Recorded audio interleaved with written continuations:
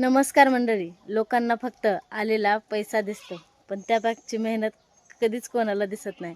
आज माझी 300ची बॅच आहे याळ्यांची आणि यासाठी लागणारी मेहनत तर रेशीम शेतकऱ्याला माहिती आहे की किती मेहनत लागते ती. आणि 300ची बॅच आहे आणि आळी कने कसलीच म्हणजे कसलीच कोश नाही बनवते. आणि अशाला अशी बॅच जी आहे ती आपली फेल गेलेली आहे.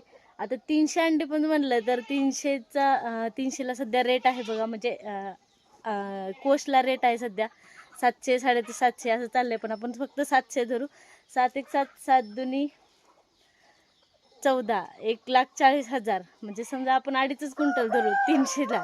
2.5 क्विंटल माल जरी म्हणलं तर आज नाही नाही म्हणलं तरी आमचे 1.5 लाखाचं नुकसान जे आहे ते आज झालेलं आहे. आणि खरंच लोकांना पैसा दिसतो, पण त्यामागे असं ही एखादी बॅच आहे ना, ही अशी पण सहन करावी लागते. सांगण्याचं एवढंच की पैसा म्हणजे असंच येत नसते. पैसा त्यासाठी खूप मेहनत पण करावी लागते, काही ठिकाणी नुकसान पण सहन करावं लागते.